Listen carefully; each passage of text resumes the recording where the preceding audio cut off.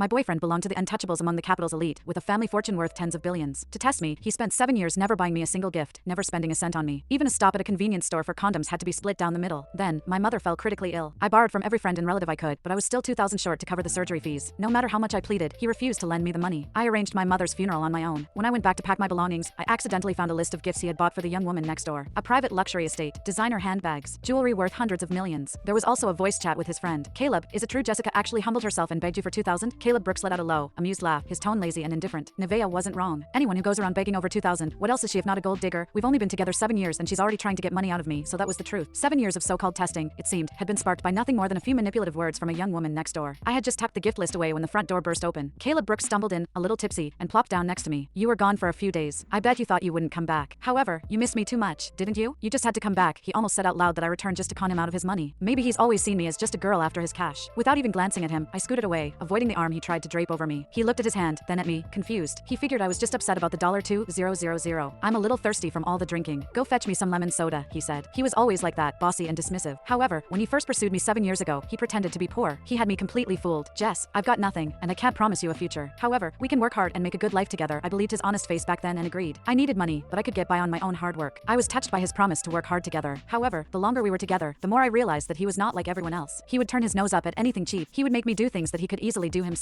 It all clicked when I saw him step out of a fancy car and into a swanky club, treated like a star. That's when I knew our relationship was built on lies. He was always afraid that I was just after his money. Caleb spoke up again, snapping me back to the present. If you need money in the future, just ask me. Don't use your mom's sickness as an excuse. You're not scared of getting what's coming to you, huh? His words seemed so silly to me now. I looked up at him with an icy stare. Would you actually give me the money if I asked? He paused, looking unsure for a moment. However, then, as if proving a point, he gave me a mocking glance. Nevaeh was right. You're only with me for my cash, he said that and sent me a transfer of $1.88 on his phone. The note with the transfer contained 2 words, gold digger. I had been with him for 7 whole years and had not spent a dime of his money. I even gave him gifts on holidays and anniversaries. He took them like he was entitled to them, but he never got me anything in return. He would mockingly ask if I thought it was a man's duty to buy gifts for his girlfriend. That's how he looked at me, like a gold digger. After all, he was an heir with billions to his name. I thought about the gifts he had bought for Nevaeh Smith. I got up to leave, but then there was noise at the door. Nevaeh came in, taking off her coat to reveal a sexy outfit underneath. However, when she saw me, she was startled and quickly put her coat back on. Jess, why are you here? I turned to Caleb. If I'm not mistaken, this is our place, isn't it? Do you give out the password to just anyone and allow them to waltz in whenever they want? Nevaeh looked like I had accused her of the worst crime in the world. She dashed over and plopped down next to Caleb, taking hold of his arm. Caleb, I'm not just some stranger to you, right? I only forgot my house key and needed a place to crash for the night. And think about it, if you didn't agree to split the rent, Jess would be stuck paying it all by herself. Really, Jess is the one who's getting a good deal here. I wondered how many times I had been talked about like this behind my back. Caleb listened and did not think he was in the wrong. In fact, he agreed with Nevaeh. Nevaeh's got a point. I've got my own place, and sharing the rent is just throwing money away. It's no different than paying someone to sleep with you. With that, he whipped out his payment code and shoved it in my face. You don't want people to think you're just after money, do you? Give me back all the rent I've paid for the past 7 years.